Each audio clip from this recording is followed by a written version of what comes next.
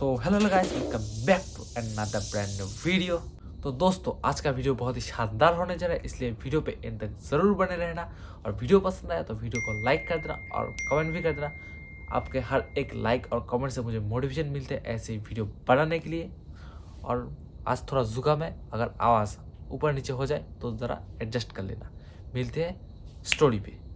सुशांत वर्षा से बेइंतहा मोहब्बत करता था। वो भुवनेश्वर के एक कॉलेज में एक साथ पढ़ते थे और ये ट्रिप उनके कॉलेज में एक साथ आखिरी ट्रिप थी। लेकिन सुशांत के लिए ये ट्रिप बहुत ही स्पेशल था, क्योंकि वो वर्षा को इस ट्रिप में शादी के लिए प्रपोज करने वाला था। सब कुछ प्लान के मुताबिक एकदम परफेक्ट चल रहा था। दिन में वो चिलिका लेक के नज़ारे देखेंगे और शाम को सुशांत उसे उस लेक के किनारे प्रपोज करने वाला था। सुशांत चाहता था कि वो दोनों अकेले हो, और फिर जंगल सफारी के बाद वो वर्षा को अपने बाइक पे बिठाता है और वहां से निकलते वक्त उनका ड्राइवर उन्हें कहता है कि चाहे कुछ भी हो जाए, रात होने से पहले वापस आ जाना। सुशांत ड्राइवर का बात टालते हुए वहां से बाइक लेके निकल जाता है और फिर सीधा लेक के किनारे जाकर रुकता है।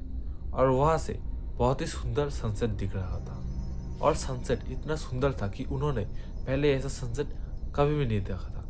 और खुशी में वर्षा बाइक से उतरकर भागने लगी और सुशांत बाइक पार्क करके उसके पीछे चला गया। सुशांत देखता है कि वर्षा एक कटे हुए पेड़ की तरफ जा रही थी, और ये देख के सुशांत के दिमाग में एक मस्ती भरा प्लान आया। वो सोचता है कि पहले वो छुप जाएगा, फिर उसे डराएगा और उसके बाद उसे प्रपोज कर देगा। और सुशांत ने वही किया, लेकिन वर्षा तो डरी ही नहीं। शुरू होने से पहले काटने लगा। ओ, वीडियो चल रहा है, एडिटर। वर्षा ना डरते हुए उसी कटे हुए पेड़ के एक कोने को घूरे जा रही थी।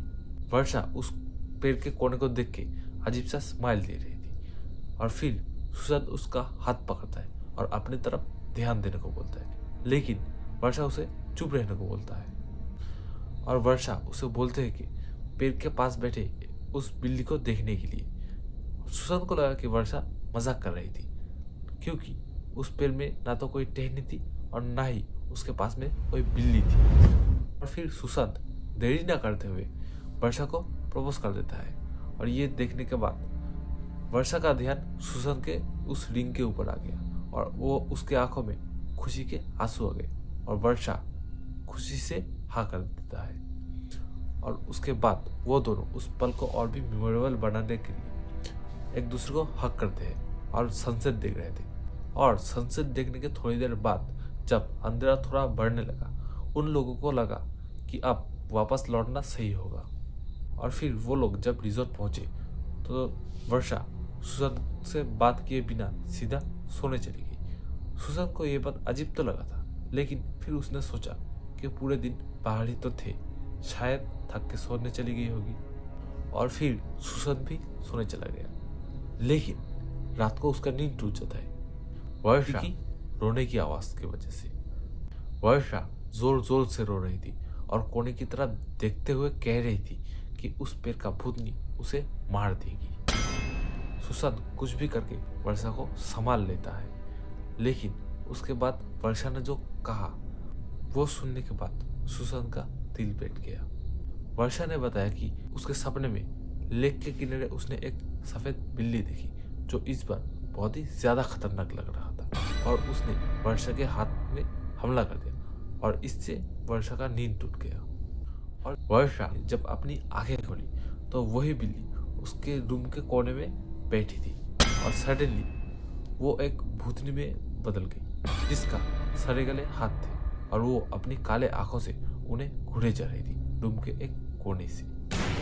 पहले तो सुशांत को लगा था कि वर्षा सपना देख रही थी, लेकिन जब उसने देखा वर्षा के हाथों में बिल्ली के नोचने के निशान थे, और ये देखने के बाद सुशांत का रोंगटे खड़े हो गए। सुशांत वर्षा को वहां से ले जाने का सोचा, लेकिन जैसे ही वर्षा को हाथ लगाता है, सुशांत को ऐसा लग रहा था कि कोई उसका गला घोट रहा है। तभी वो भूतनी सुशांत के सामने भी आ गई और वो सुशांत को मारने की कोशिश कर रही थी।